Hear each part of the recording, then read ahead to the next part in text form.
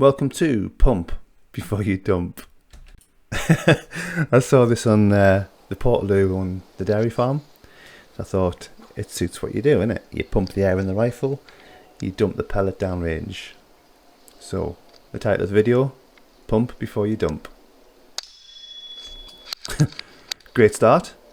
As some of you know, I always leave in the bad shots, I leave in the injuries and show you how to recover from them. That's how I learned, and hopefully that's how other people will learn too. Now, I'm trying to get myself stable here. I'm literally on about half an inch of cow poo and mud, so I can't get the shooting stick steady. And because of the fence in front of me, I don't want to miss again. Luckily, this one comes back for a drink, and with the help of a GSB Exact, pellet straight through the brain box, absolutely domes him, and he dives into the drink.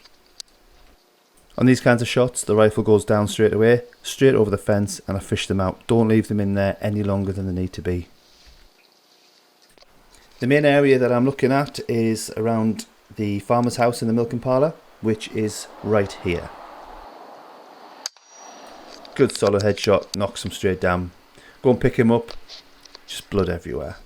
Always a nice sight. This little germ bag comes out of the cattle barn and he's quick to meet his maker. Those 177s don't half fly straight and fast. I much prefer them to 2.2 when I'm writing. Get the same result, deadness, and of course the fly quicker, the faster, the flatter, and you can really get them into some tight spots.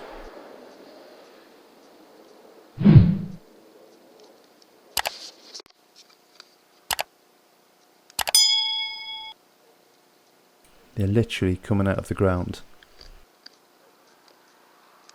Yep, he's dead. He's off to ratty heaven. Still interested though, isn't he? His mistake was, he waited around just that little bit too long. I'm looking for a nice clean headshot there. Pretty sure I got it. And you can see from the helicopter tail and the back legs kicking, that was a good shot. Happy with that. He's doing the disinhibition dance.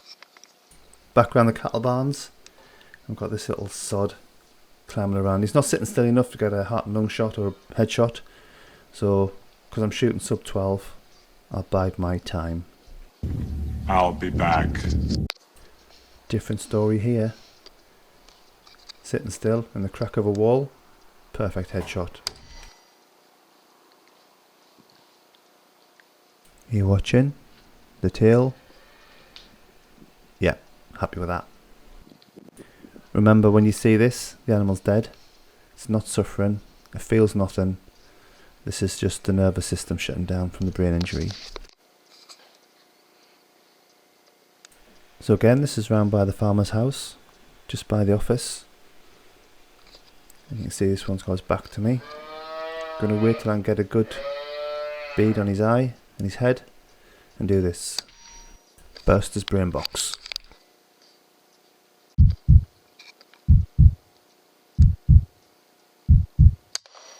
Lights out. That'll learn you for sniffing around the milking parlour. We don't want your sort around here. There has been a lot of activity around here, so I'll just sit tight for a little while. I scan around with the infrared and I have a scan around with the thermal. These nettles here are covering over a network of rat holes in the ground. So we'll see if the farmer can put some poison down there. They like to hide in amongst nettles, in amongst pallets and stacks of wood like this. But of course the beauty of an air rifle is you can slot those pellets in to pretty much any sized opening and take them out. And we all know what happens to nosy neighbours. And I'm always pleased when they kick themselves out because it makes them so much easier to pick up. This is in the corner of the cattle barn, so I gently put the rifle down, grab my rat picky uppy sticks and go and fish them out. There's a huge silage clamp on the other side of this wall and a dead rat. They come through the holes, run across that gap and into the barn where the cattle feed on cattle cake. Over the years I've been shooting here, they come out into this little alleyway and it's been a nice easy target area. Nice and easy to pick them off. Back round on the side by the farmer's house. Spot this one coming out of the shed. So dum with a GSB. These are GSB Exacts, 8.44 grain. They fly super fast and hit hard. I'm shooting the FX Impact Mark II in 177 and they absolutely love these pellets. He kicks himself out, so let's go and have a look and see what the damage is. And you can see just how accurate and how hard these things hit.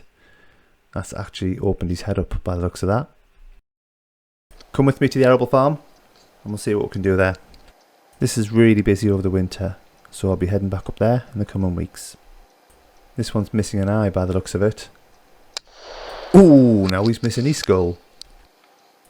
Just stay focused in this area for a short time because there's a lot of rats in here, and you'll see coming up there's a lot of rativity. So I'm going to see what comes around the corner. And see the back legs and tail going? Nothing from the upper part of the body. Proper dead. Nothing came for a little while, so I cleared that one up and I give it 10 minutes and came back, and they slowly but surely start coming in. This is what it's like when you're rat shooting. You need to wait till you get a good clean shot to make sure you get a humane kill, and that requires patience. You'll get your chance. I've left this longer bit of footage in just to show you that you have to sit still and be patient.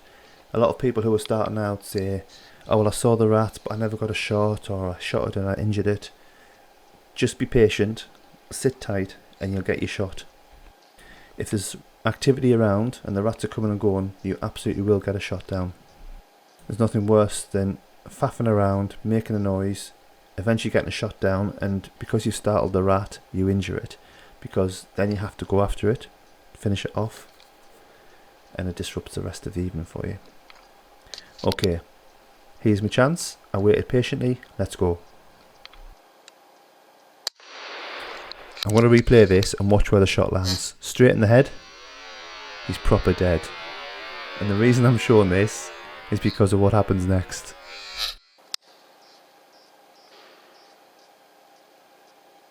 Ready? You see how his legs and tail start spinning synchronously in the same direction? And as a result, he ends up spinning round and round in circles until he eventually drifts off and comes to a standstill, lie still, whatever it may be, and into the pit stop. I promise he's dead. After that though, they get very, very skittish indeed. And they are running everywhere. Again, I just sat tight and it all settled down. This one stuck its head out between two bags of fertiliser, and you can see the head's on the left hand side. So I'm going to go and punch this pellet straight into the boiler room, straight into the heart and lungs, and bled out under the pallets. And this is what they're after: spilt grain and spilt seed. So they just literally run around and hoover it up. You can hoover that pellet up while he's at it. It goes really quiet, so I go for a little wander around the farm, see what's out and about, and as I come back in this way you can hear them arguing with each other, scratching and scraping, so let's tidy a few up.